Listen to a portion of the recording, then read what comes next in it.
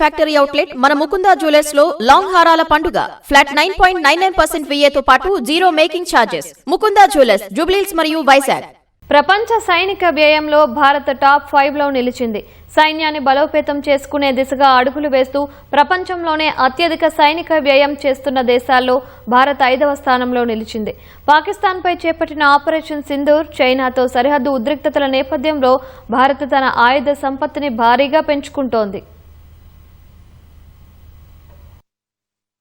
Stockholm International Peace Research Institute SIPRI తాజాగా విడుదల చేసిన నివేదిక ప్రకారం గ్లోబల్ డిఫెన్స్ ట్రెండ్స్ లో భారత్ కీలక పాత్ర పోషిస్తోంది. 2025 సంవత్సరానికి గాను భారత్ తన సైనిక రంగంపై $92.1 బిలియన్ ఖర్చు చేసి ప్రపంచంలో 5వ స్థానంలో నిలిచింది. అంతకుముందు ఏడాదితో పోలిస్తే ఇది 8.9% ఎక్కువ.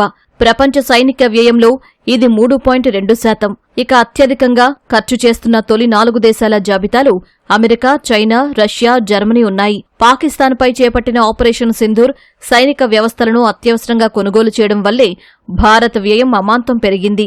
మన పొరుగు దేశాల పరిస్థితి చూస్తే చైనా $336 బిలియన్ మిలిటరీ వ్యయంతో ప్రపంచంలోనే 2వ స్థానంలో కొనసాగుతోంది. దయాది దేశం పాకిస్తాన్ కూడా తన సైనిక వ్యయాన్ని 11% పెంచి $11.9 బిలియన్ చేర్చింది. తద్వారా 40 దేశాల జాబితాలో పాక్ 31వ స్థానంలో నిలిచింది. చైనా, పాకిస్తాన్తో ఉన్న ఉద్రిక్తతల వల్లే భారత్ ఆయుధ కొనుగోళ్లను వేగవంతం చేసిందని సిప్రి నివేదిక స్పష్టం చేసింది.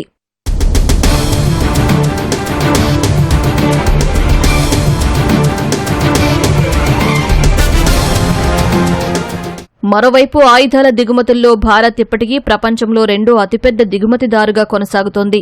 ప్రపంచ దిగుమతుల్లో ఇది 8.2%. అయితే ఆయుధాల కోసం ఒకే దేశంపై ఆధారపడకుండా భారత్ వ్యూహాత్మకంగా వ్యవహరిస్తోంది.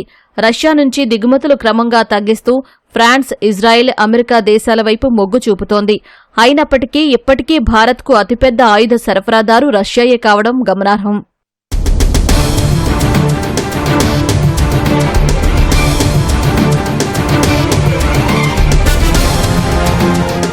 2026 ఫిబ్రవరి 1న ప్రవేశపెట్టిన కేంద్ర బడ్జెట్లో రక్షణ రంగానికి ఏకంగా 7.85 లక్షల కోట్ల రూపాయలు కేటాయించారు.